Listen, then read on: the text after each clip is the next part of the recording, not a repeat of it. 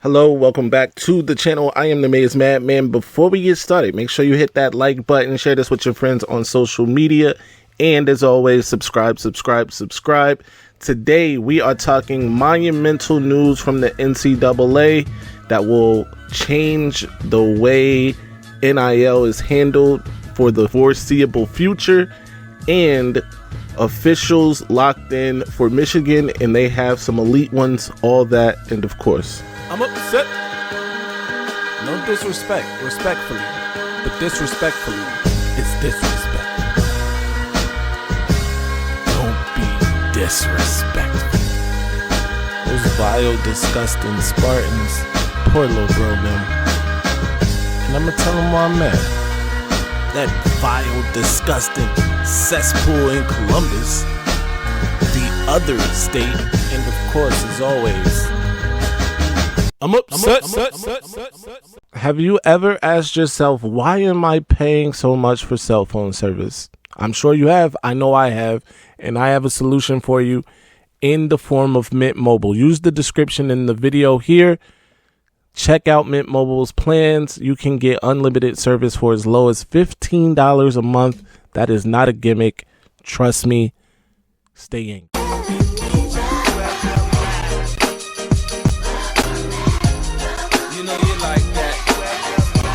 First things first, the NCAA and the Power 5, that's right, the Power 5, that includes what is left of the Pac-12.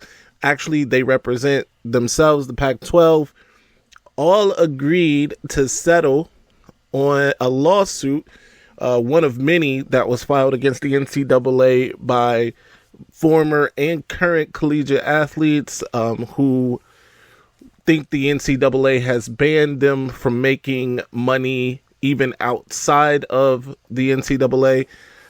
They settled that lawsuit, $2.77 billion, not just to settle that one, but it also will prevent the other three, at least under this law firm, from going forward, right? So they stopped three other lawsuits while settling this one. Again, $2.77 billion with a B dollars to settle this lawsuit and change the landscape of college athletics as we know them. So going forward, it would seem, though, Power 5 schools, now Power 4 because the Pac-12 is defunct, will be able to set aside $21 million for college athletes. Now, this isn't strictly for football or basketball. That is the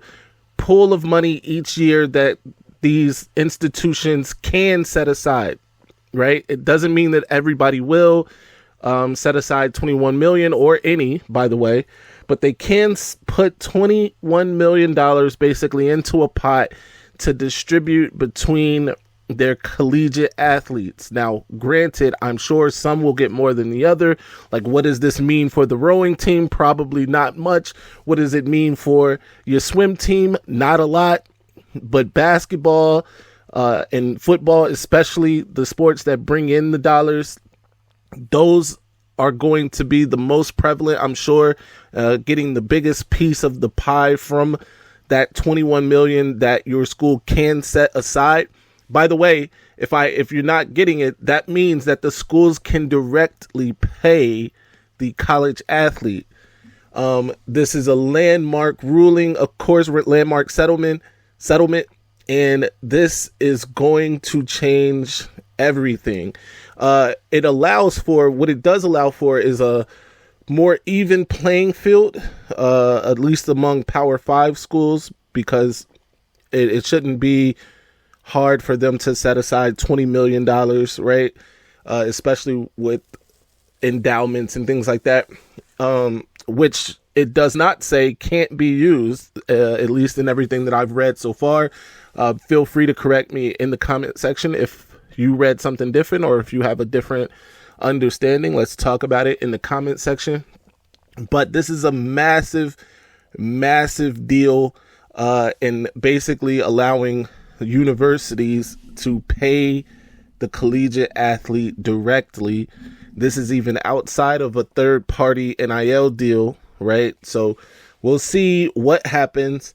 I'm sure that the yesterday's price is not today's price now, and price of the brick just went up. So there's that. Let me know in the comment section what you guys think about this ruling.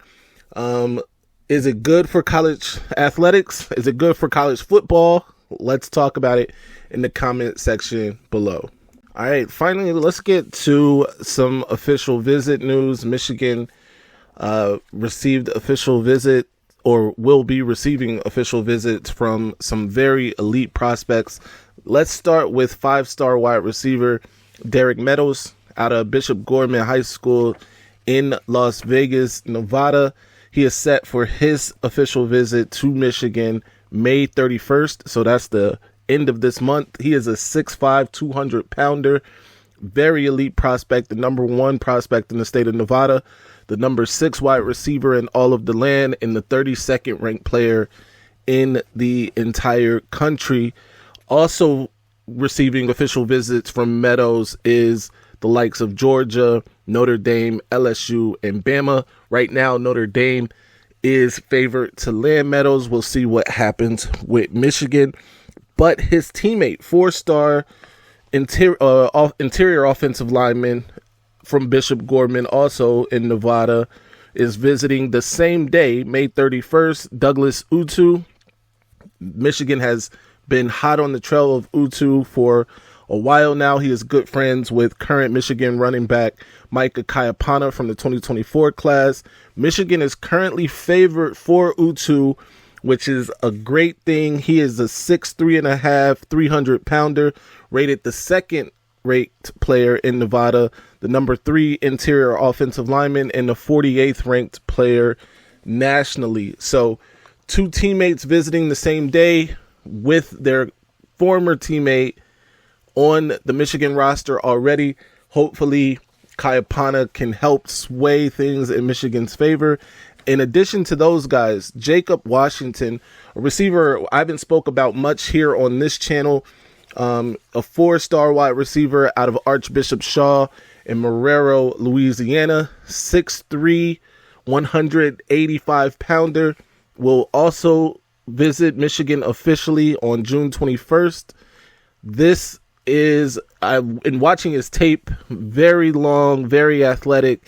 He had a 2-day visit earlier in the spring, which went really well. So Michigan was able to lock in an official with him. He is the number 8 ranked player in the state of Louisiana, the 45th ranked wide receiver, and ranked 317 nationally. So 2 elite wide receiver prospects along with Utu, and now we get to some other offensive line prospects that include 5-star Andrew Babalola. Babalola, the number 1 ranked player in the state of Kansas, number 4 ranked offensive tackle, and the 14th ranked player in the nation. His official to visit Michigan is scheduled for June 14th. This is one that I really hope Michigan can land. This kid is a mammoth of a human and moves people around with ease. Number 1 in the state of Kansas, a 5-star prospect for a reason. Michigan needs to get these types of prospects. And of course, along the offensive line, we know Michigan recruits the offensive line very well. So that should go a long way in landing Andrew Babalola. I believe right now, Oklahoma might be the leader for his services, but hopefully Michigan can change that on the 14th of June. Finally, we'll end it with Michael Carroll, a top 100 prospect, 6'6", 300 pounds, 4-star interior offensive lineman out of Central Bucks East in Doylestown, PA, the number 4 ranked player in the state of Pennsylvania, the 13th ranked interior offensive lineman, and 185th in the nation. Let me know in the comment section what you think of Michigan's chances to land any or all of these guys. What do you think Michigan has to do to land, let's say, Babalola? Let's talk about it in the comment section. And by the way, it's good to be back The videos will be coming with more regularity.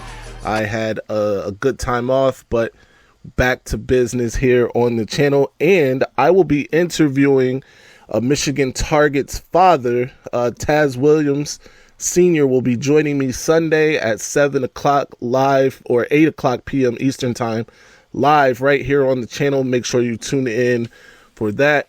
Until next time, stay angry, my friends. I'm upset. Ladies and gentlemen, this might be our best season ever. Our ratings, they're about to go through the roof. All right, now I'm gonna calm down. Son. I just don't get that all that Maize and that lock and all that. I just don't get it, son, for real. And how the